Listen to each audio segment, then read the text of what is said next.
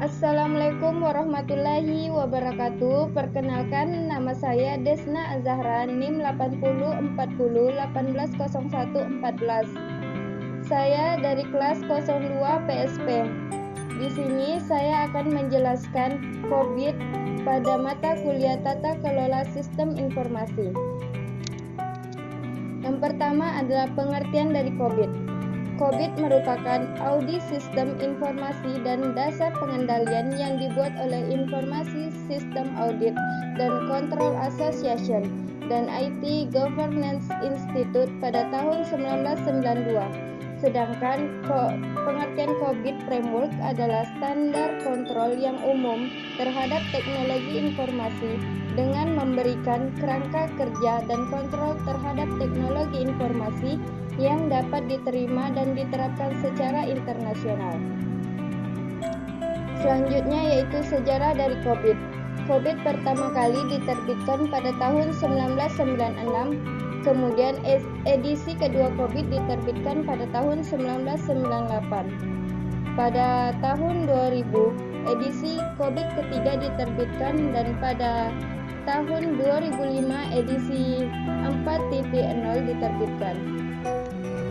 Kemudian 4.1 dirilis pada tahun 2007 dan terakhir dirilis pada tahun 2015 yaitu COVID 5.0.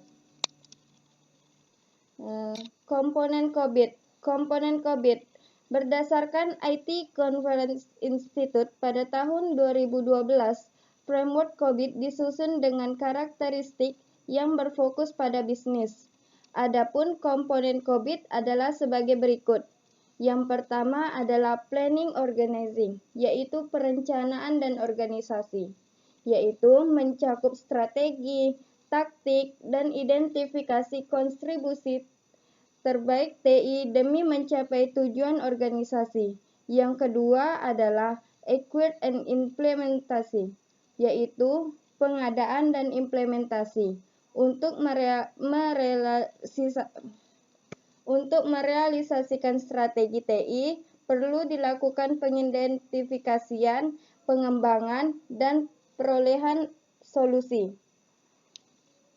Selanjutnya adalah delivery dan support, yaitu pengiriman layanan dan dukungan.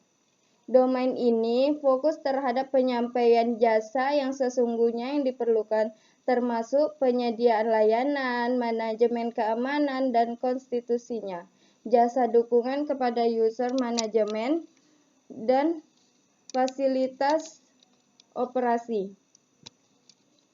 Kelebihan dan kekurangan COVID. COVID mempunyai kelebihan dan kekurangan. Saya akan menjelaskan kelebihan COVID terlebih dahulu. Kelebihan COVID yang pertama adalah efektif dan efisien. Yang kedua, berhubungan dengan informasi yang relevan dan berkenaan dengan proses bisnis, dan sebaik mungkin informasi dikirim tepat waktu. Yang ketiga yaitu bersifat rahasia. Yang keempat, proteksi terhadap informasi yang sensitif dari akses yang tidak bertanggung jawab. Yang kelima adalah integritas. Yang keenam, berhubungan dengan ketepatan dan kelengkapan dari sebuah informasi. Yang ketujuh adalah ketersediaan. Yang kedelapan, berhubungan dengan tersedianya informasi ketika dibutuhkan oleh proses bisnis sekarang dan masa depan. Yang kesembilan adalah kepatuhan nyata, dan yang kesepuluh adalah berhubungan dengan penyediaan informasi. Selanjutnya adalah kekurangan dari COVID itu sendiri. Selain mempunyai kelebihan, COVID juga mempunyai kekurangan. Yang pertama adalah COVID hanya memberikan panduan kendali dan tidak memberikan panduan implementasi operasionalnya. Yang kedua adalah kerumitan dalam penerapannya. Yang ketiga adalah COVID hanya berfokus pada kendali dan pengukuran.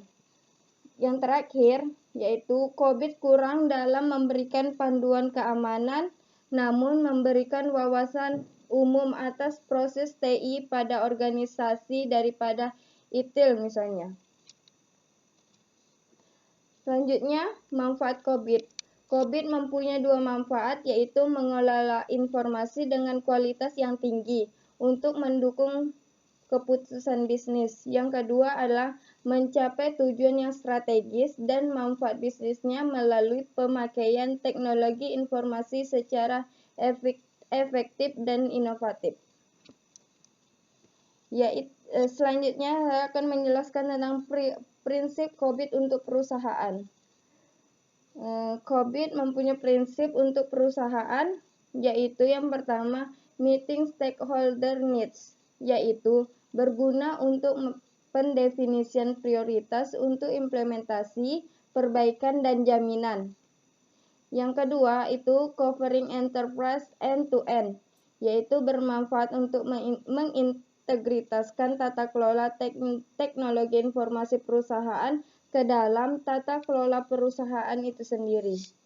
Yang ketiga, applying a single integrated framework, yaitu sebagai penyelarasan diri dengan standar dan framework relevan sehingga perusahaan mampu menggunakan COBIT sebagai framework tata kelola umum dan integrator. Selanjutnya adalah enabling a holistic approach, yaitu COBIT 5 memandang bahwa setiap enable saling mempengaruhi satu sama lain dan menentukan apakah penerapan COBIT 5 itu akan berhasil atau tidaknya. Selanjutnya yang terakhir adalah sparing governance from management, yaitu COBIT membuat perbedaan yang cukup jelas antara tata kelola dan manajemennya. Baiklah, saya pikir cukup sekian. Terima kasih. Mohon maaf jika ada kesalahan. Wassalamualaikum warahmatullahi wabarakatuh.